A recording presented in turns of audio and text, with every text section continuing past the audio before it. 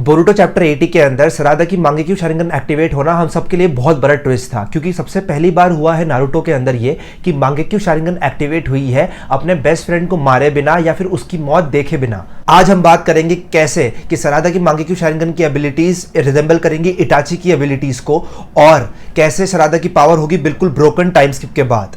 उससे पहले अगर आपको पसंद है ये चैनल और नारुतो या बोरुटो कंटेंट तो करें चैनल को सब्सक्राइब। हमें पता था कि सरादा ने अपनी शारिंगन को एक्टिवेट किया था लव की वजह से, जो उसकी मॉम के लिए वो फील करती थी, और वो पहली थी जिसने लव की वजह से शारिंगन को एक्टिवेट किया था। और हमने ये भी देख लिया कि उसने अपने बेस्ट फ्रेंड की लव की वजह से एक्टिवेट कर ली है अपनी मांगेक्यू शारिंगन। इससे हम लोग ये कर सकते हैं कि जो साइकिल ऑफ हेट्रेड जो बहुत सालों से चली आ रही थी उचिहा क्लैन के लिए, वो अब खत्म कर दी है सरादा ने।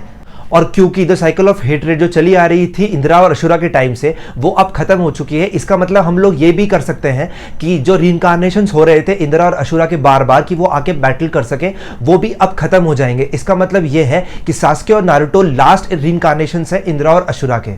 सरादा की मांगेक्यू शारिंगन का शेप एक सन की तरह है, और पहली थ्योरी उसके बारे में यह बताई जा रही है कि सरादा की मांगेक्यू शारिंगन का शेप सन है और बोरुटो जो अपनी जोगन एक्टिवेट करेगा उसका शेप मून की तरह है, तो वो रिस्पेक्टिवली सन और मून है।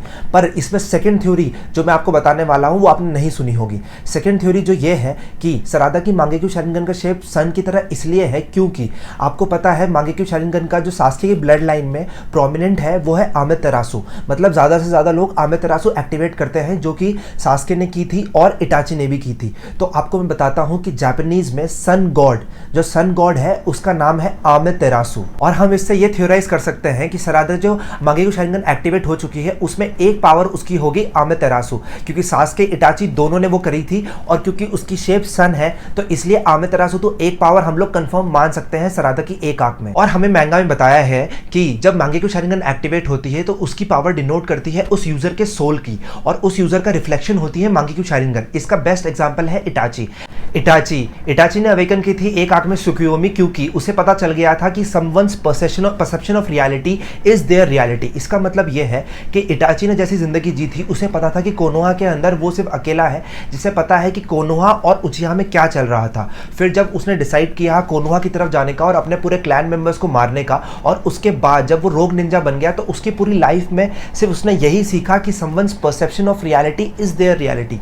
मतलब जो वो रियलिटी मानना चाहता है वो ही रियलिटी है, उसे कुछ और नहीं सुनना। इसलिए वो सुकुयोमी अवेकन करता है एक आंख में, और दूसरी आंख में वो अवेकन करता है आमेतेरासु, बिकॉज उसको जो डांजो के लाइज थे, जो डांजो ने सब कुछ फैलाया था उसके बारे में, वो सब कुछ बर्न करना था अपनी आंख से, आंख की पावर से। इसलिए उसने ऐसी फायर आमेतेरासु को अवेकन किया जो फायर को भी जला सकती थी। बात करते हैं कि सास्के ने आमेतेरासु और फ्लेम कंट्रोल क्यों अवेकन किया। आमेतेरासु इसलिए उसने अवेकन किया क्योंकि उसे चाहिए था destruction of the whole world, destruction करना था उसे, और इसलिए उसने सारी वर्ल्ड को जलाने के लिए एक पावर आमेतेरासु को अवेकन किया। पर उसे डिस्ट्रक्शन चाहिए था कि जो वो कंट्रोल कर सके, उसके कंट्रोल के बाहर ना हो, इसलिए उसने फ्लेम कंट्रोल भी अवेकन किया। अब आप समझ पा रहे हैं कि किसी की यूजर की मांगेक्यू शारिंगन उसके सोल को कैसे रिफ्लेक्ट करती है। तो अब आप यहां मैं समझाता हूं आपको कि सरादा दूसरी आंख में क्या अवेकन कर सकती है। सरादा जो कि सेम रियलिटी में जी रही है जैसे इटाची जी रहा था ऑलमोस्ट, क्योंकि उसके पूरे विलेज को यही लगता है कि बोरुटो ने मारा है नारुतो को और बोरुटो है कातिल नारुतो का, पर उसे खुद को पता है कि वो ऐसा नहीं है, और उसका अब उसे समझ में आ रहा है कि लोगों की जो परसेप्शन ऑफ रियलिटी है वही उनकी रियलिटी है, और उन्हें कुछ नहीं सुनना होता। इसलिए वो भी ऐसी आंख अवेकन करेगी जो रियलिटी को बदल सके। उसके पास तीन पॉसिबिलिटीज है, जैसे कि इटाची की पहली सुकुयोमी जो कि रियलिटी का परसेप्शन चेंज कर सके, दूसरी है जो कि शिशुई की आंख है कोतो अमात्सुकामी जो कि दूसरे का रियलिटी का पूरा परसेप्शन ही चेंज कर सकती है वो, और तीसरी है इज़ानागी हमें पता है फॉरबिडन जुत्सु है उचिहा क्लैन का, जिसमें उसे अपनी आंख सैक्रिफाइस करनी पड़ती थी रियलिटी चेंज करने के लिए।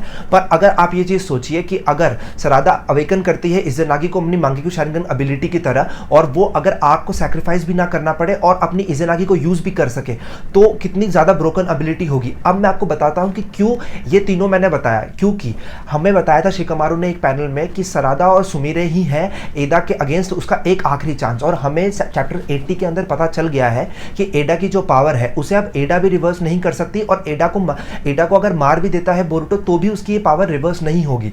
तो उसका एक आखिरी होप है बोरुटो की सरादा। अगर सरादा जो ये इन तीनों में से कोई भी पावर अवेकन करती है, उसके बाद वो रियलिटी का परसेप्शन चेंज कर सकती है और एडा की पावर को काउंटर कर सकती है। इसलिए मुझे लगता है कि एक आंख में सरादा अवेकन करेगी आमेतेरासु, और एक आंख में कोई गेंजुत्सु एबिलिटी, जो तीनों मैंने उनमें से बताई उनमें से एक। अगर आपको वीडियो आई हो पसंद तो वीडियो को करें लाइक और चैनल को करें सब्सक्राइब।